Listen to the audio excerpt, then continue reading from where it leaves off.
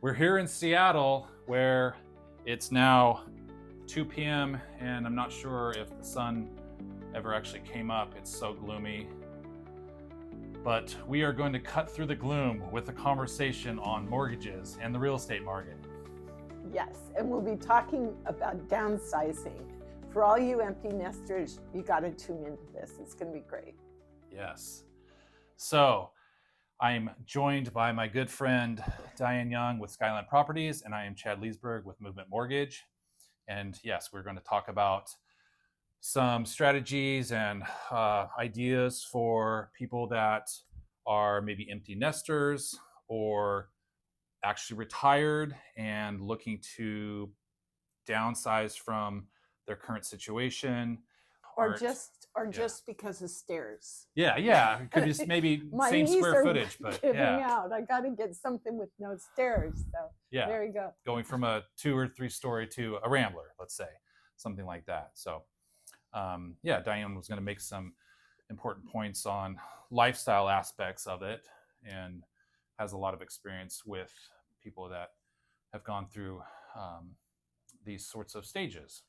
Or you're just so tired of the gray, gloomy days in February that you want to move to a warmer state. That too, yes. Arizona is a popular one for folks coming from the Northwest. Arizona, Texas, we've LA seen a lot of that. A little too many fires going right now. Yeah. We won't talk about that. Okay. So yeah, you were saying.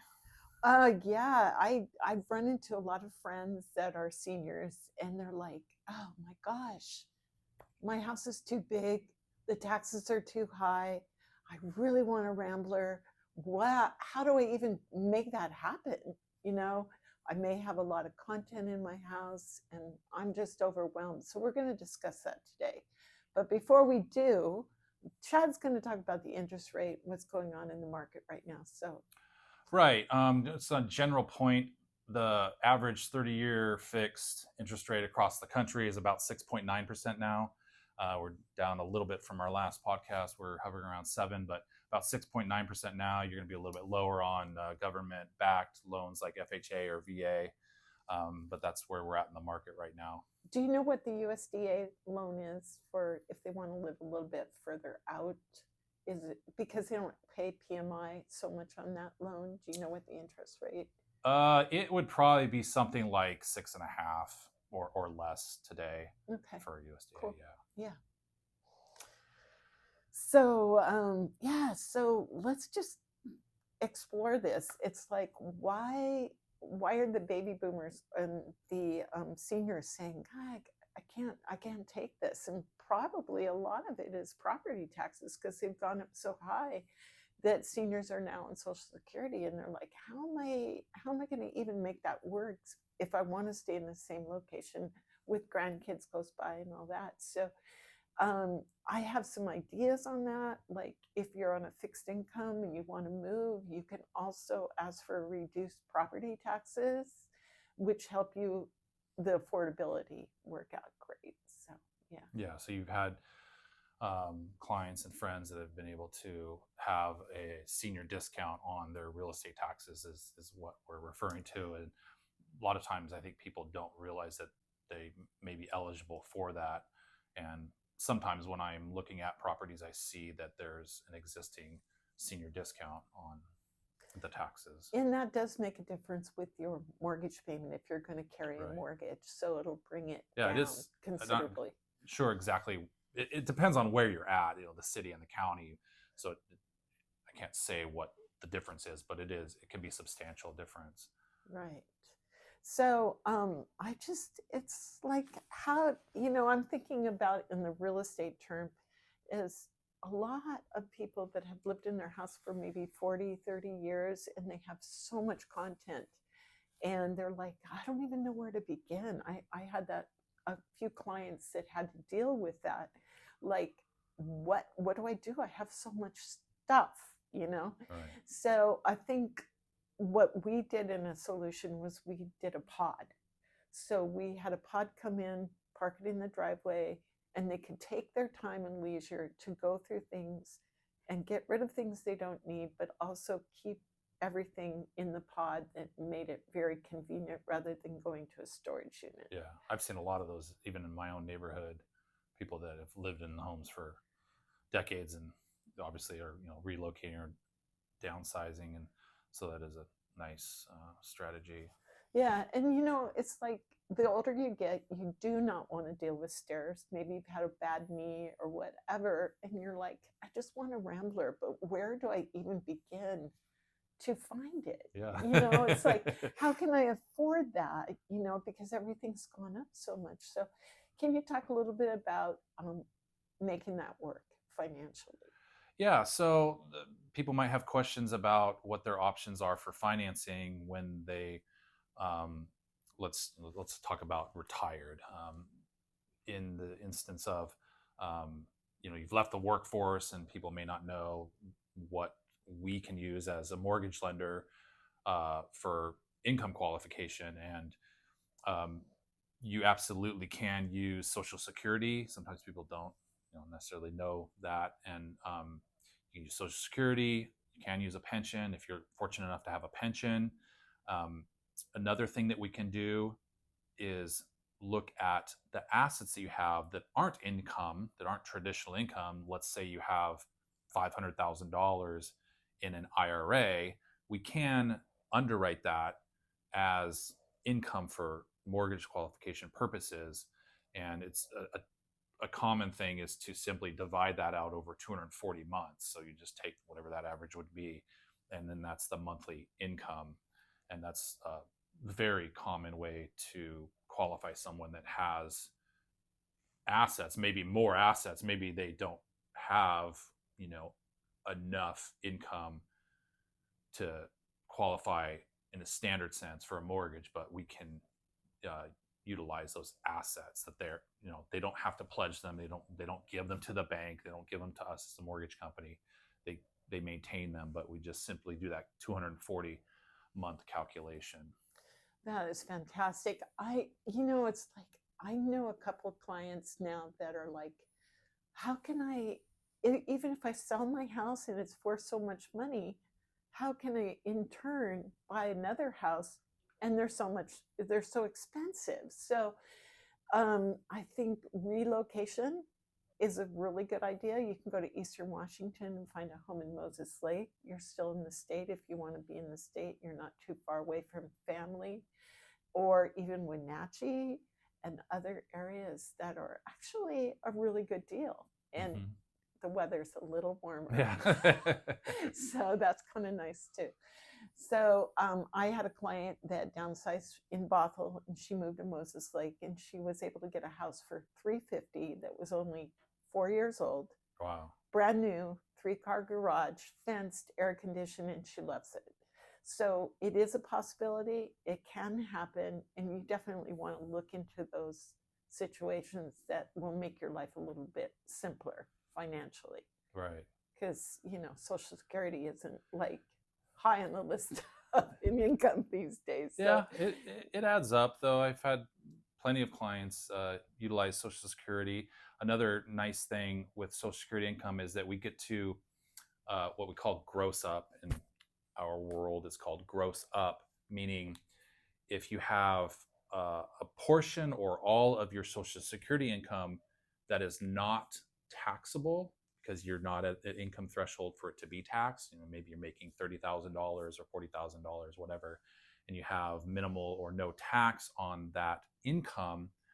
We do what's kind of the opposite of someone's normal gross pay. If you have a salary at Microsoft, we use the gross pay. So we're looking at Social Security income that's not taxed. We're going to do a reverse on that and gross it up. So we'll generally something like 25% add on to what your actual income is, and that's the income that we get to utilize for underwriting. So sounds kind of boring, but it does make a big difference. It can really increase your buying power. So that's another tool that we use in mortgage. That is great. Yeah. I think a lot of times people want to downsize because they're like, I want to be convenient towards the stores. I want to be able to walk. I want a little more senior, quieter neighborhood maybe. And I think that's really important because, it's life, you know, and Right. you want to just enjoy life while you can, while you're here. So I think it's always a good time to consider that. And I know in the back of your minds you're going, Diane, you have no idea how much stuff I have in my home. What am I going to do? Right? You know, it's like, how many storage units do you have? You know? I was just talking about my own storage units that I had 2 last year, and now I'm down to 1. And my goal this spring is to get rid of that other one. But yeah, it's a difficult thing, and there's a lot of services out there that will help you organize that I think those are really valuable. Organize your home, maybe your closets, but they can also help you organize to downsize and get into a smaller property. I've worked with clients that we needed to actually hire someone to come in and organize and go through everything. And it's definitely worth the money to do that, because you just feel a freedom in it, just letting go of things that you don't ever use. And it's a great feeling. Yeah, it's fantastic. So it's definitely a good time to downsize.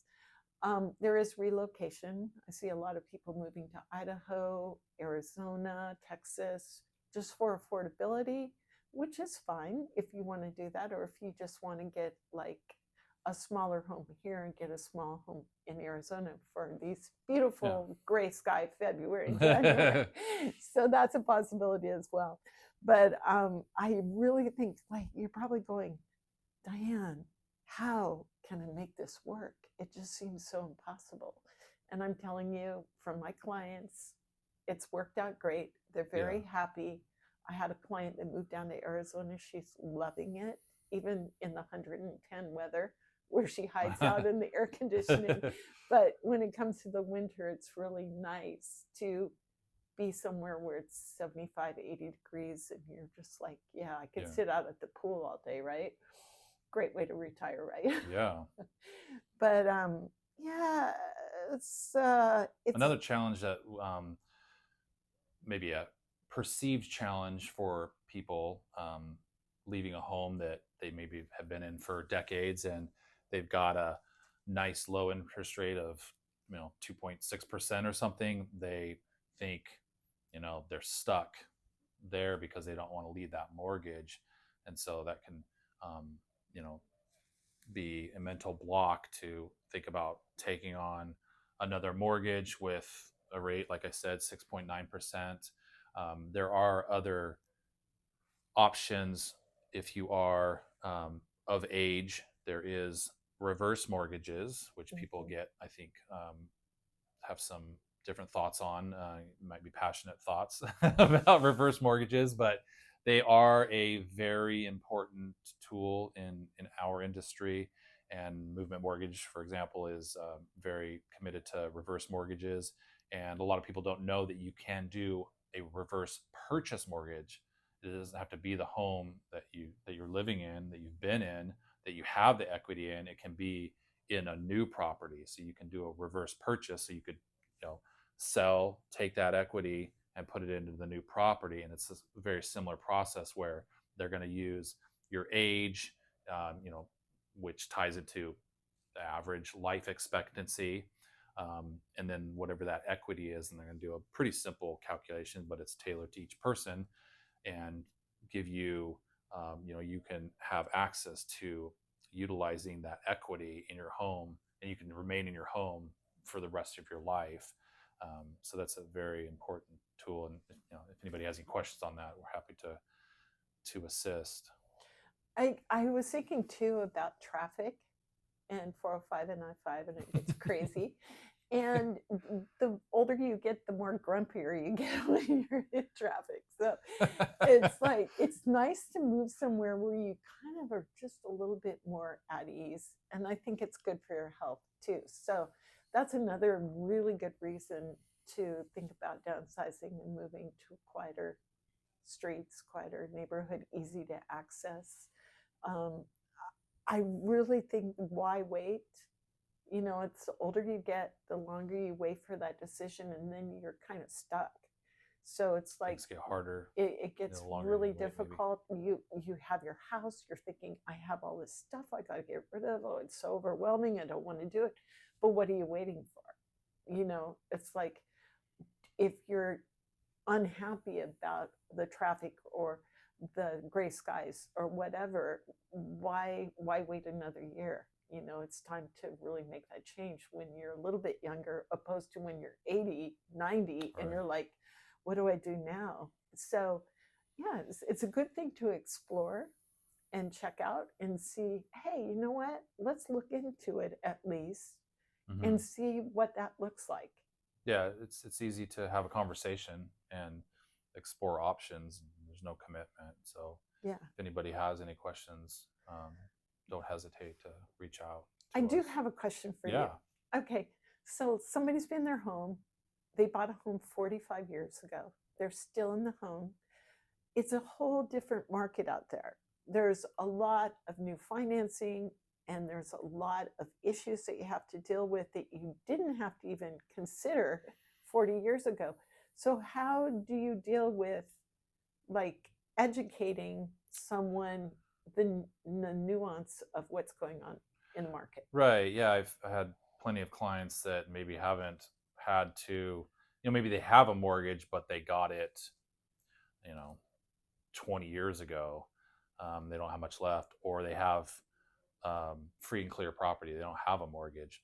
So I've had plenty of those, and it's like I treat them like kind of like a first time buyer, because what Diane is referring to is that the mortgage market changes all the time, and especially since the financial crisis, things have changed dramatically. So like 2008, 9, there's been a lot of legislative changes that have affected the industry and how we underwrite.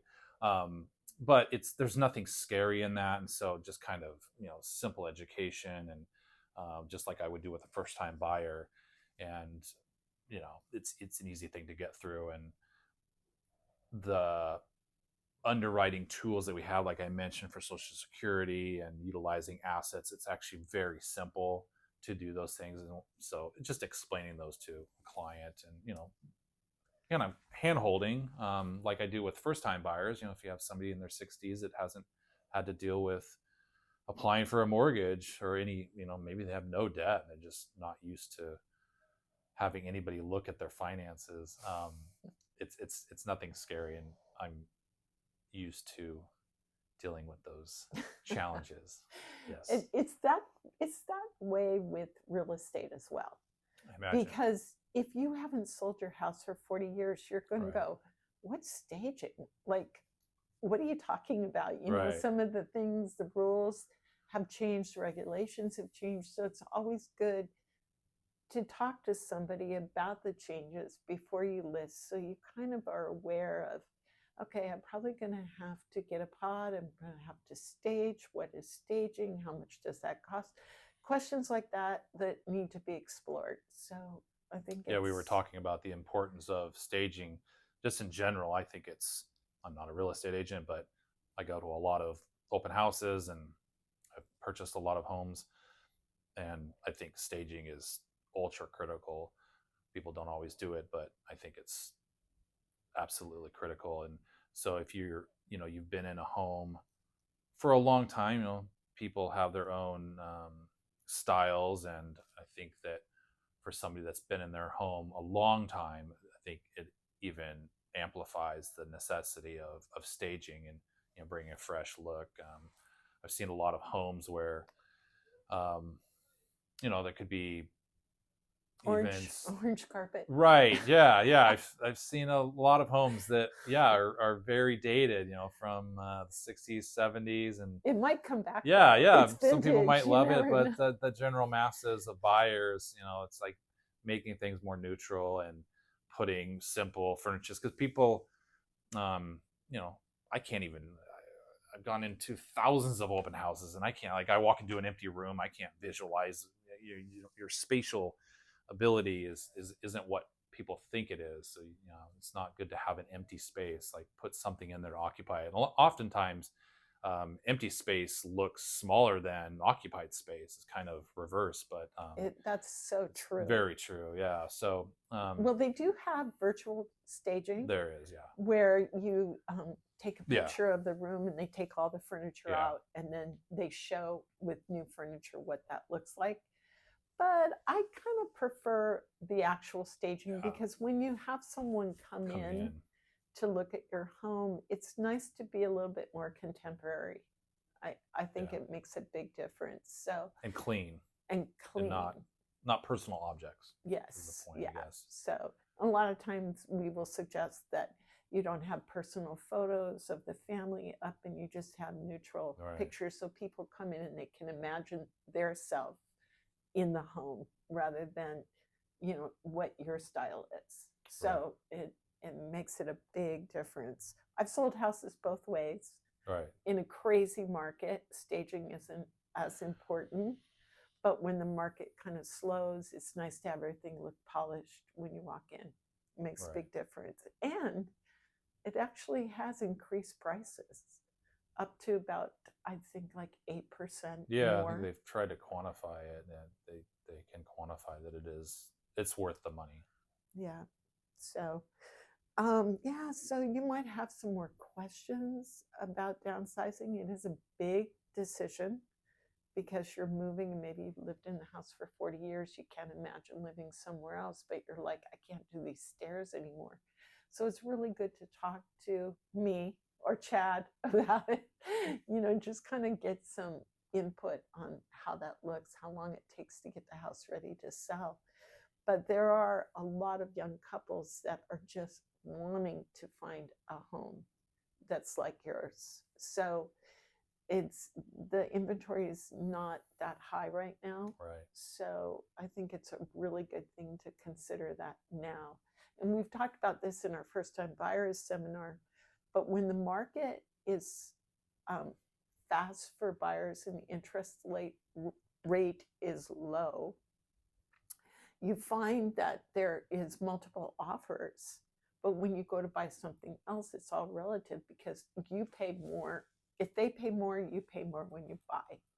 So right now, you have a chance of being able to sell because there's lots of buyers out there, but there is also not enough listings. So if you're buying something, you're going to get a better price. And you're going to be able to say, hey, you know what? I want an inspection done. I want you to pay some closing costs.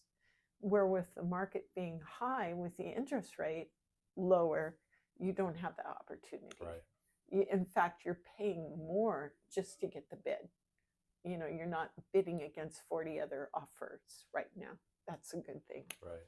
Yeah. And 6% isn't that bad for interest rate. Yeah, in the sixes, it's actually we're about average. I talked about that before, and we're right about long-term average of rates. It feels high because we were in, 3 years ago, we were in an artificial territory of 2 and 3% rates. But I miss those days. yeah, we all do. But I miss those days. Yeah, we're doing okay, and rates should continue their I think a long-term decline here.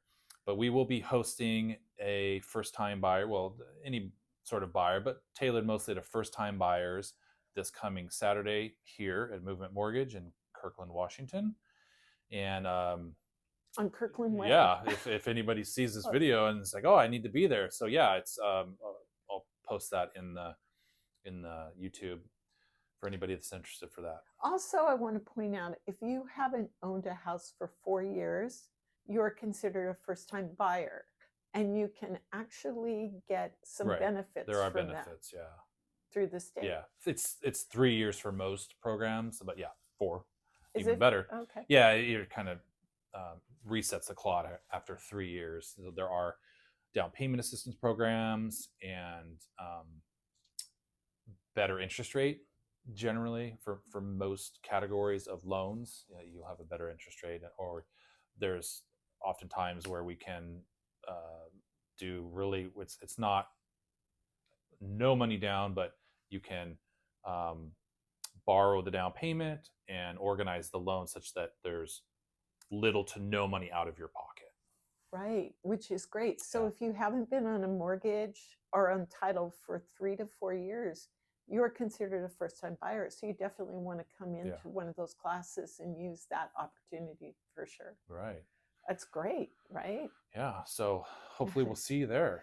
So I'm pretty excited about our first time buyers seminar this week. We actually have quite a few people coming, but there's room for more. Right. So just give us a call. We'll make room. We will make room, and we will do another one next month as well. So we'll be, And it'll be sunny. let's It hope. won't be sunny. It might be. No spring showers, okay? No. So yeah, so All right. I'm excited. So this is great. Definitely call us if you're thinking, yes, I do want to downsize. It's time. Give me a call. Love to help you find a home. I do have agents in other states that I can refer out if you're planning on making that move, but definitely in Washington State, I can help you anywhere. Like I said, I sold a house in Moses Lake. My client is so happy, and it's affordable. Yeah. So yeah, thank you for joining us. Thank you. Yeah, see you at our meeting, right? Okay. Wrap.